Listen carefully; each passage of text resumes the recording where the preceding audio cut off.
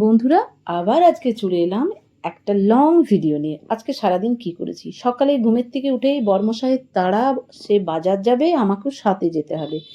Husband বাজার করছে, সবজি বাজারে ঢুকেছে ও, আর আমি ঢুকেছি আইসক্রিম কিনতে। কারণ দুজনে মিলে বাজারটা করে নিলে খুব তাড়াতাড়ি হয়ে যায়। তাড়াহুড়ো করে বাড়ি এলাম, কারণ এখনও ব্রেকফাস্ট বানায়নি। বুঝতেই পারছো, বাবু আছে বাড়িতে। সবচেয়ে যেটা বড় কথা, অফিস করবে 10:30টার মধ্যে, তার জন্য আমাকে ব্রেকফাস্ট অনেক তাড়াতাড়ি বানাতে হবে। এই হয়েছে আমার হাজব্যান্ডের সবজি বাজার, অনেক কিছু কিনে নিয়ে চলে এসছে। আমি রান্নাঘরে ঢুকে গেলাম, ঢুকেই কিন্তু ম্যাগিটা বানিয়ে নিচ্ছি। পেঁয়াজ কুচিয়ে দিয়েছি। আমি ম্যাগিটা কিন্তু আলাদা করে আর সেদ্ধ করি না, এইভাবেই ম্যাগি করি। এটা কিন্তু খেতে খুব স্বাদ হয়।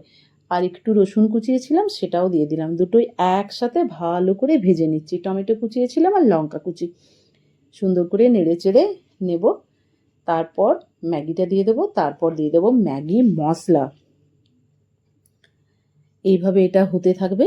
পরিমাণ মতো আমি জলও দিয়ে দেব।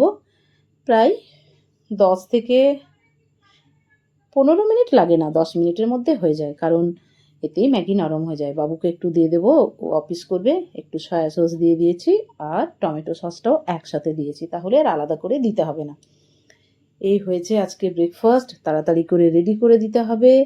তারপর হাজব্যান্ডের আবার বিসিপ ডিউটি, সব তাল মিলিয়ে চলতে হবে। বুঝতেই পেরেছ, একটু শশা কুচিয়ে নিয়েছিলাম, তার সাথে একটু লঙ্কাও কুচিয়ে দিয়েছি। বাবু আবার খুব একটা লঙ্কা খেতে পছন্দ করেন, আমার হাজব্যান্ড আবার প্রচুর লঙ্কা খেতে ভালোবাসে। তো ওদের দুজনাকার ব্রেকফাস্ট আমি রেডি করেছি। আবার আমি এইটি খেতে এতটা ভালোবাসি না, চাও ম্যাগি আমার খুব একটা পছন্দ না।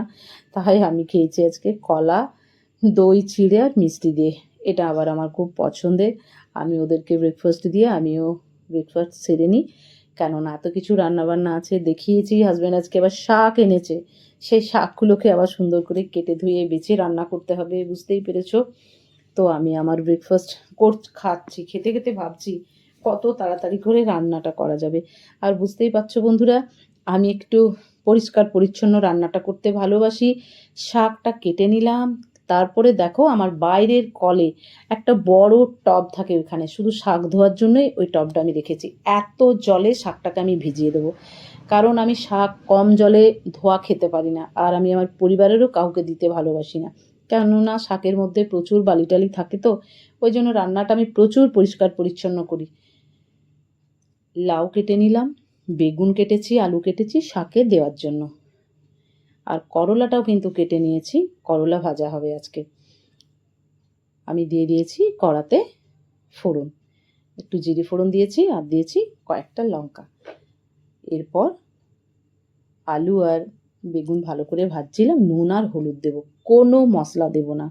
তোমরা পারলে একটু জিরে গুঁড়ো দিয়ে দিও, কেননা আমি খুব একটা মশলা দিয়ে খাওয়া শাকটা ভালোবাসি না। শাকের নিজস্ব একটা টেস্ট আছে, সেই টেস্টটা পেলেই ভালো লাগে খেতে।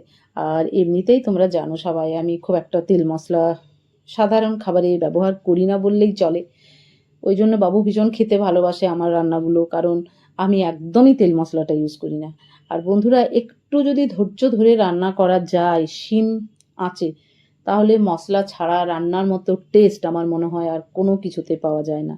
এইবারে আমি একটু করলাটা নুন আর হলুদ দিয়ে মাখিয়ে নিচ্ছি, তাহলে নরম হয়ে যাবে আর ভাজতেও খুব সুবিধে হবে। তোমাদের যদি আমার এই ব্লগটা ভালো লাগে বন্ধুরা, সবাইকে বলবো একটু লাইক কমেন্ট করে দিও। এইবারে আমি রান্নাঘরে চলে এসেছি, যত তাড়াতাড়ি সম্ভব রান্নাটা করে নিই।